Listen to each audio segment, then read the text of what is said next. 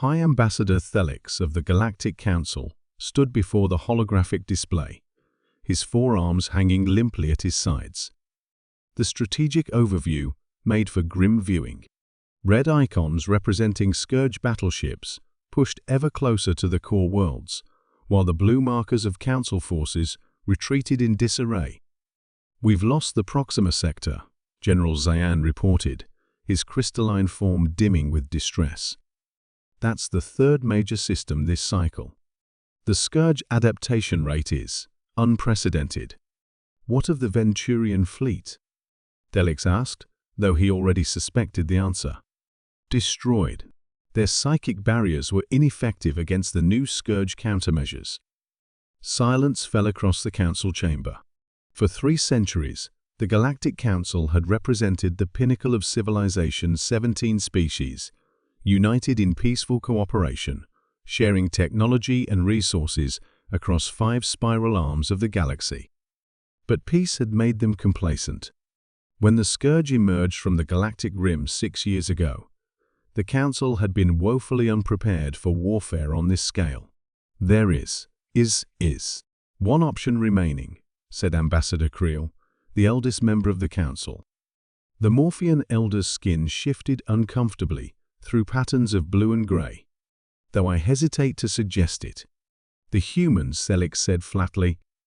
Murmurs of discomfort rippled through the chamber. Humans were the newest and least advanced species in the Council, having achieved faster than light travel only 60 years ago.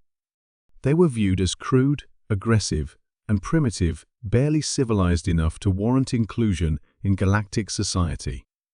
"They lack the technology to face the Scourge," General Zayan protested.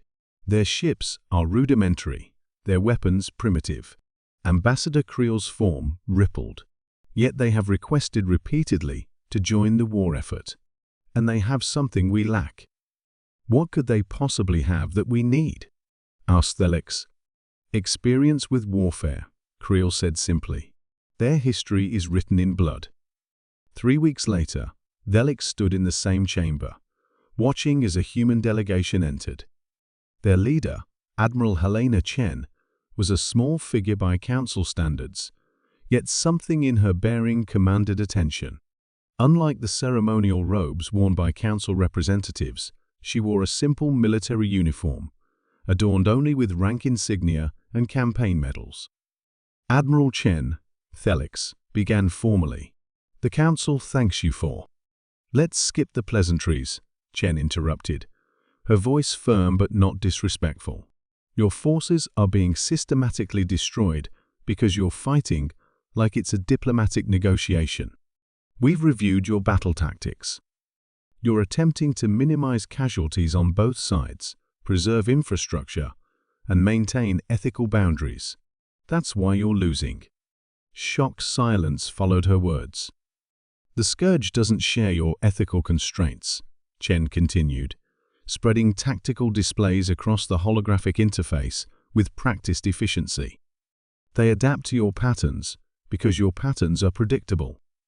You telegraph your ethics in every maneuver." "We uphold the principles of civilized warfare," General Zayan said stiffly. Chen's laugh was short and harsh. "There's no such thing. War is inherently uncivilized. That's something humanity learned through thousands of years of conflict with ourselves. If you want to win this war, truly win it, you need to embrace strategies the Scourge won't anticipate because they're too ruthless for your Council to have considered." "What exactly are you proposing?" Thelix asked, feeling a growing unease. "Give me command authority over 50% of your remaining fleets. Let me implement human battle doctrine. I can't promise it will be pretty, but I can promise results." The Council erupted in protests, but Creel raised all 4 of his hands for silence. "And if we refuse?" Chen's expression hardened. "Then prepare your evacuation protocols. At current loss rates, the Council has 18 months before total collapse." 3 months later, Thelix watched the holographic display with a mixture of horror and reluctant admiration. The tide of the war had shifted dramatically since Admiral Chen had taken command. Human strategies had proven disturbing. They employed deception on a scale the Council had never considered ethical. They sacrificed positions deliberately to create traps. They used civilian shipping lanes as bait. They studied Scourge communication patterns and sent false retreat orders. Most controversially, they had infected captured Scourge ships with a biological agent that targeted their neural systems, a tactic that several Council members had condemned as barbaric. Yet the results were undeniable. For the first time in 6 years, the Scourge advance had not merely been halted but reversed. Admiral Chen requests permission to implement Operation Sundered Earth, his aide reported. It involves collapsing a neutron star near the primary Scourge staging area. Thelix felt his inner membranes contract with shock. The deliberate destruction of a stellar body was forbidden under the oldest Council laws. The ecological consequences alone would be catastrophic. The projected casualty reduction over the long term is substantial, the aide added, clearly having anticipated his reaction. Chen argues that one ruthless act now will prevent a prolonged conflict with far greater suffering. Thelix closed his inner eyelids briefly. The humans' capacity for calculated brutality was matched only by their pragmatism and their effectiveness.